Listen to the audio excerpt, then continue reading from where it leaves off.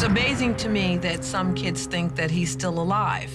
It's almost funny to me because he couldn't have been quiet this long. There'd been no way in the world he could be quiet this long. I think Tupac's alive as any one of us in the sense of I can still feel him. He is still alive.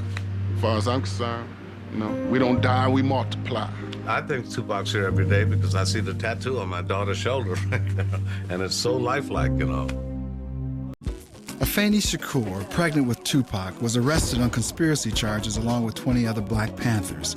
Accused of plotting to blow up Manhattan landmarks, she faced up to 150 years in prison. She successfully defended herself and was acquitted of all charges. 1 month after the trial, Tupac Amaru Shakur was born. I met him the first time at the Armory in New York City at 168th Street. Had gone over to hear Minister Louis Farrakhan speak at a rally, and Afeni was there with him. He was a tiny baby, and he was about 2 months old. Afeni never revealed publicly who Tupac's father was. She lived briefly with Mutulu Shakur, who would become Tupac's stepfather and spiritual advisor during his younger years. Mutulu was eventually taken from Tupac. Dr. Mutulu Shakur, political prisoner. Been locked down since 86, 87. He got 60 years on the RICO Act. Was accused allegedly of liberating the Sada Shakur, bank robberies, armored truck heists, all that. It was like I was given the responsibility before I wanted it, and so now I can't really differentiate what great responsibility is because I've had it for so long. Fanny and Pac are a lot alike, you know what I'm saying? They're very articulate, and she's a good person to learn things from. This is Door 1, Building 89. It's in Marin City in the jungle, the J-Town. This was kind of like the place we wrote a lot of the first songs. Okay. During the early days, we were broke. We wanted to be rappers, and we got befriended by a lot of people in the street, like dope dealers, pimps, all the people that you think are the wrong type of people. I can honestly say that none of those people tried to draw us into that lifestyle. So a lot of people got behind us and helped us get there. We got caught up in the whole aspect of wanting to ball, wanting to have jewelry, wanting to have nice cars from watching them. But the revolutionary aspect of it came from Tupac's mother and the things she was teaching him. He taught a lot of us. This is the stairwell in the jungles. We used to sit right here in the hallways, smoking weed and busting raps.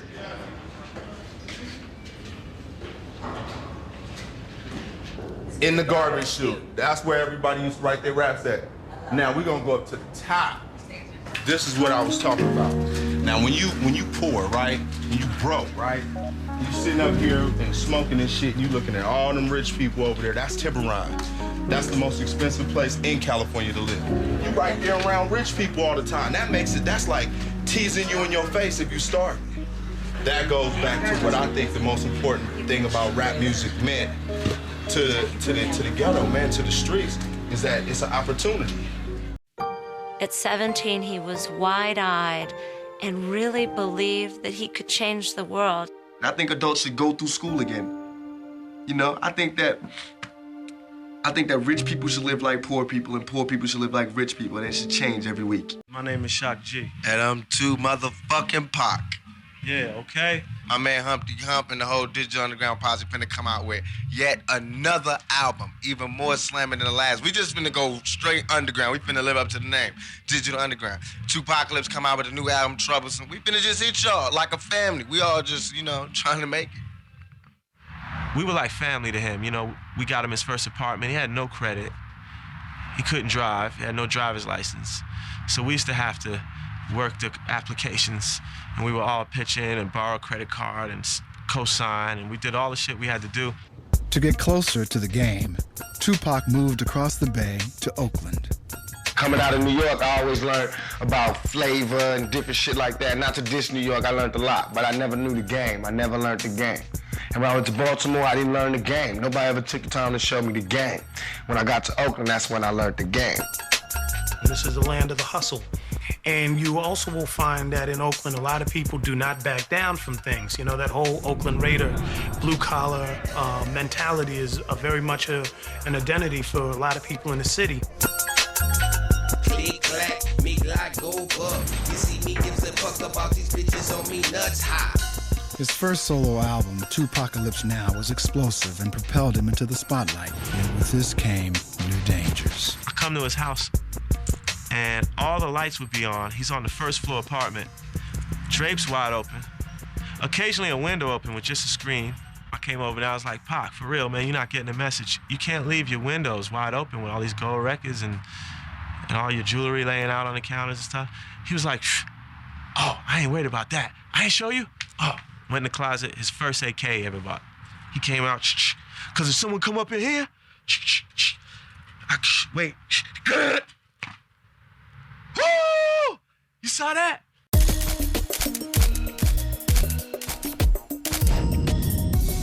The real tension in Tupac was about remaining true to the people who produced him, and that was where he got this keeping it real. He wanted to be the real nigga, and the real nigga was always in conflict with the other sides of his personality.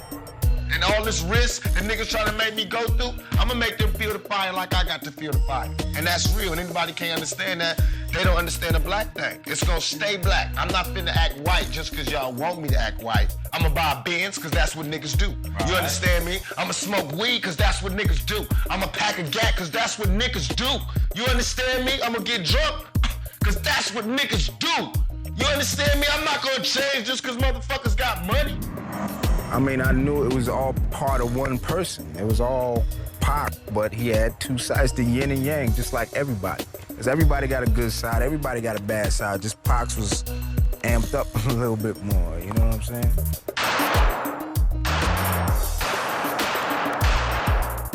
I grew up Panther-wise, you know what I'm saying? And nowadays, a nigga like, fuck that, you gotta survive. You know, I'm screaming black like the next man, but when the first shot lick off, you know, it's all good. Tupac was constantly defining and refining his political and philosophical views, always being challenged by the white ruling class. It got to the point where Tupac felt American laws would not protect him. We always had to take the route that was nonviolent, peaceful, logical, and more saintlier than every other race. You know, we could never take the stance, which was our true stance, to be straight soldiers, straight warriors, until hip-hop came. When hardcore hip-hop came, it was all right for a nigga to say, fuck y'all, you know, we gonna do what the fuck we want, you know, bang, bang, you know, it was cool for a nigga to do that. Thug life became the ruling philosophy. How could he unify and service the people while protecting their culture and way of life, which was not being represented by any policymakers in Washington? I feel as though the ghetto is the ghetto, you know, and I don't think like it ain't near ghetto I can't go to and kick it and come up in. I don't care if colors or not. And I didn't always think that, so I'm not being cocky. I was scared of LA to whereas I didn't know nothing about the gang thing. That's the only thing I was scared of, just ignorance, not knowing where not to go. But shit, I done been out here long enough, they can smoke me. I really don't care, it's all good, you know what I'm saying? Watts, this is Compton, you know what I'm saying? There's no place that I won't go, and I feel as though if you got love and you putting out real shit, you can do that. If you kicking that shit from your heart, you can go wherever your heart wants you to go.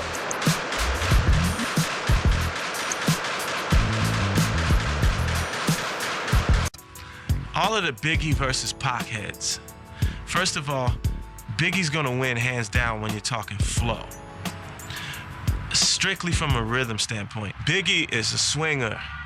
He swings like a horn player over jazz. B-I-G-P-O, P-P-A, no info for the D-E-A. He put more emphasis on the He's just spelling his name. When people say Pac is the best rapper of all time, they don't just mean he's the best rapper. They just mean what he had to say was most potent, most relevant, and that he was the better human being. Tupac pulled from Martin Luther King, Malcolm X, all the good speakers. Even though you was a crack fiend, mama, you always was a black queen, mama. It's like pouring those words out because you mean it. And I be picking up the slack. It's all Tupacalypse now to grab the gat, grip the track. Cause it's all about making money. money, ain't a damn thing funny. What be up, sonny? I be like all in my business. Time to hit that shit. I'm ripping up the track cause I be down with the click and all my niggas in the house. Pac rhymed from the pit of his stomach. Humpty Hump and Slick Rick rhymed from the nasal palate. Nas rhymes from the back of his throat. Pac rhymed from the pit of his stomach. You know what I mean? He was singing it out. So if you listen to that, there wasn't many rappers.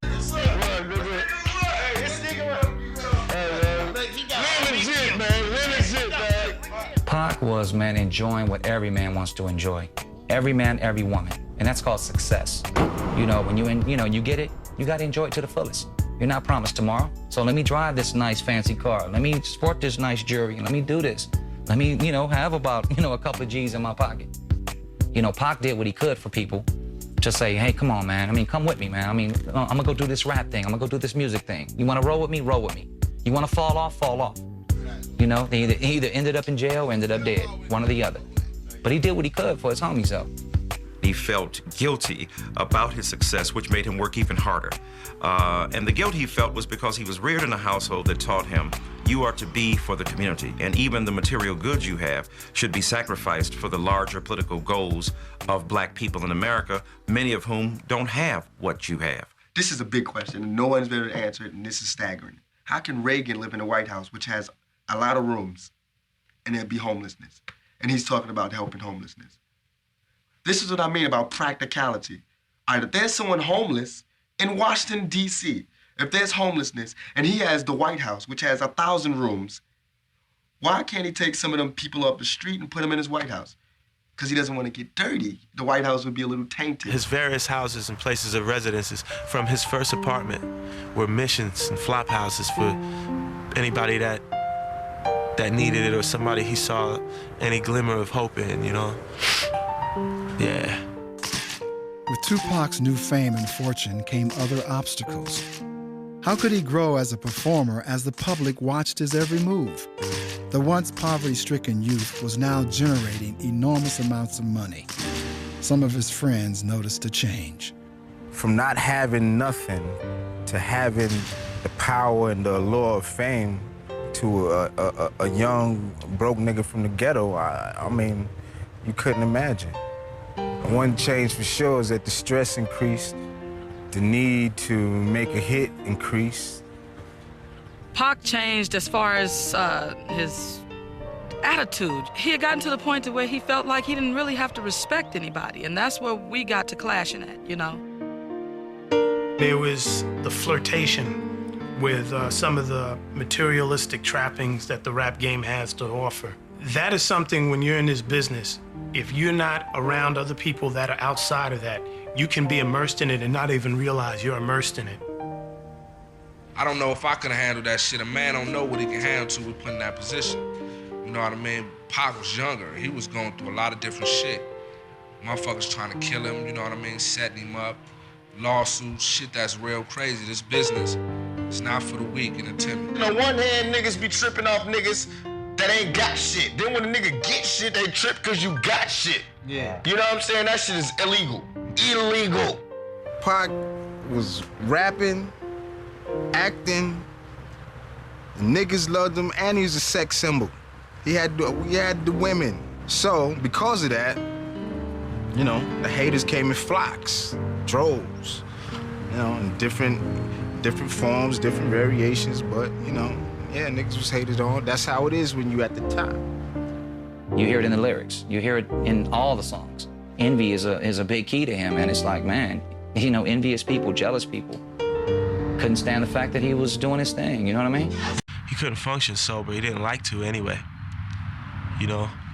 Had to be some weed there, had to be some Hennessy, had to be some drink, had to be something going on. If he wasn't high, he had to be doing something that was a lot of fun. He wasn't so happy. A lot of his laughter was forced. You can hear it, Death Row.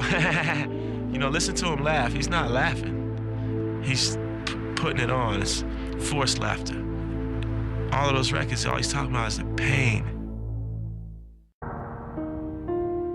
We were in Washington. We were on an East Coast run from Atlanta to New York. on his first record during a promotional tour. We were in the car coming from a grammar school when we saw on the television a young girl had been mauled by a pit bull and had been rushed to the hospital.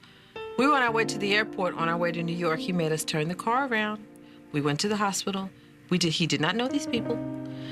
We met her parents in the waiting room, her mother, and he told them he just came to lend his support. But there was no press around that. No one said anything about it. No one paid any attention. But yeah, and I believe they still, until his death, he still had a relationship with that young girl and her family. There were charitable things that he was interested in, primarily education for kids, helping minority children, building self-confidence. He had a real affinity, especially to children who had parents who were drug addicted or who had parents that were incarcerated. He wanted to be able to set up something that was going to help those children, but he wanted to do it quietly. He didn't want to look like he was trying to sell records. You got a gun, you got a gun, you got a gun.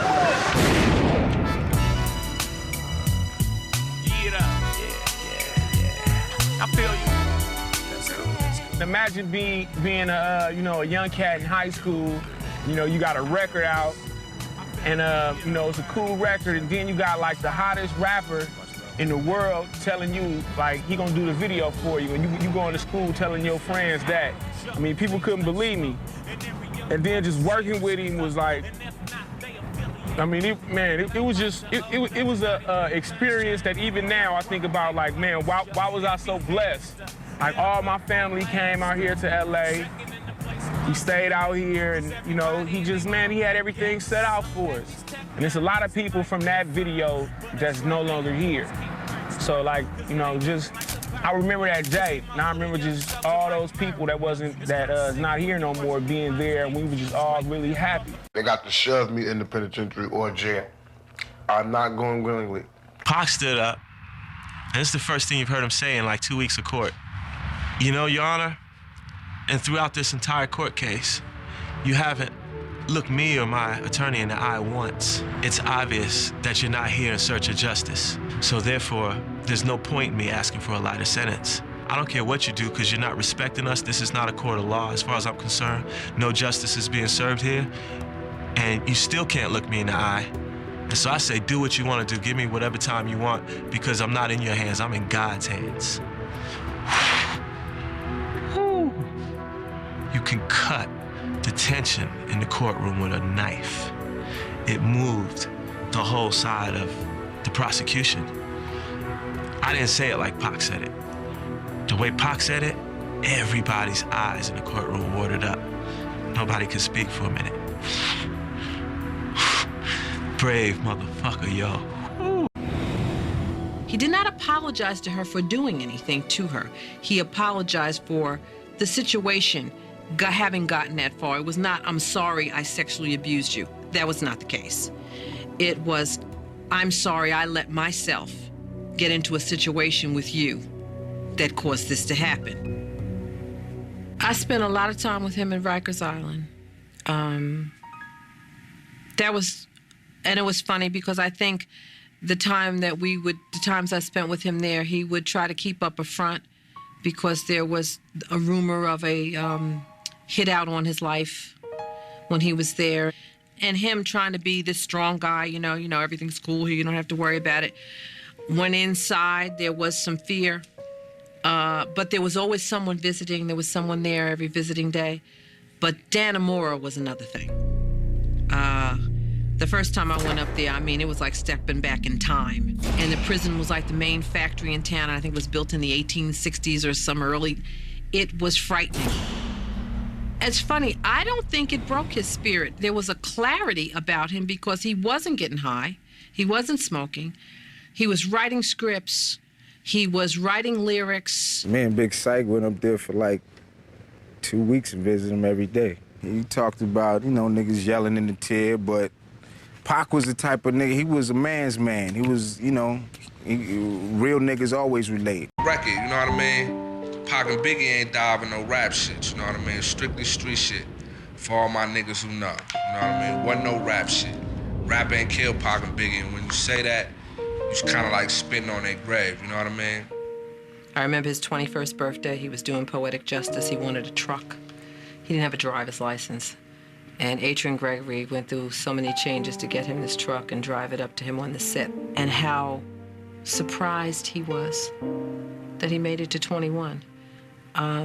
And so often we talked about it, and I would tell him, you have got to stop this death thing, because it was like a twin.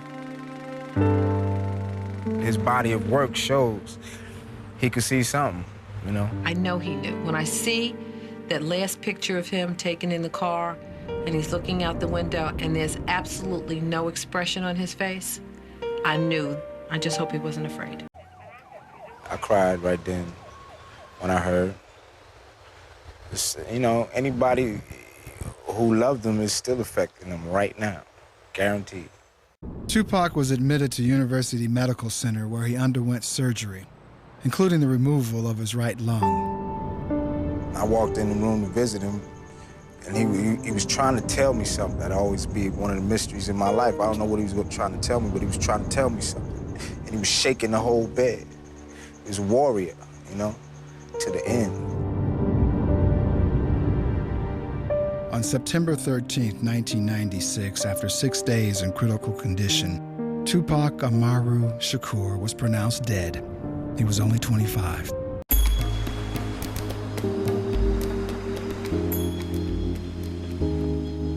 You know, could we have done something different? Could we have said more? Could we have stood up to the forces? And all of us shoulder some of the responsibility. It just appalls me that nobody has been arrested for those two deaths. You know, it's just been like, it's like a big cloud with a question mark on it. And you know somebody in Las Vegas and Los Angeles, or both, know exactly what happened. Just at the oddest time, I just miss him. Just miss being able to holler at him like, dude, you know, I'm going through this problem and shit. You know what I'm saying? It's like you're happy about having successful records with Tupac, producing him and all that, but at the same time, it's like he's not here to enjoy what you're enjoying, you know, while I'm alive.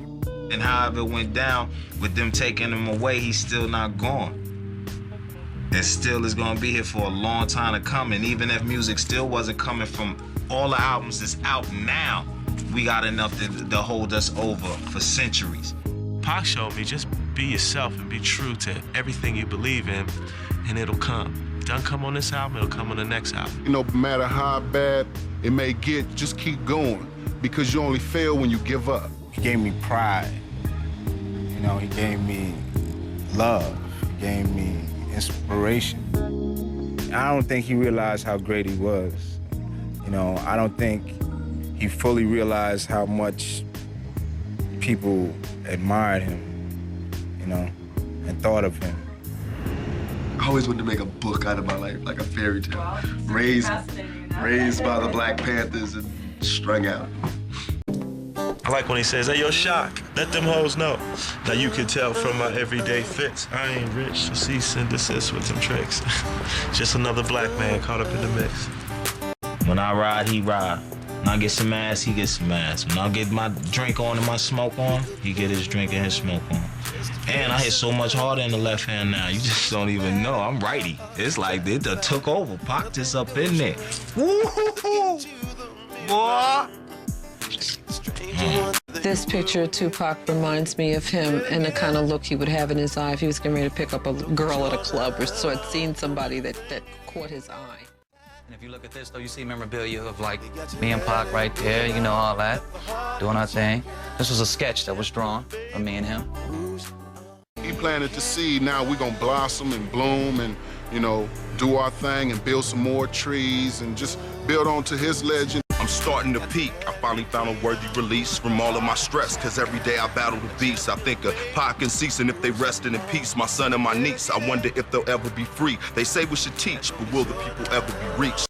Posse up, we thugging y'all to the 90s. Peace to my nigga Kato.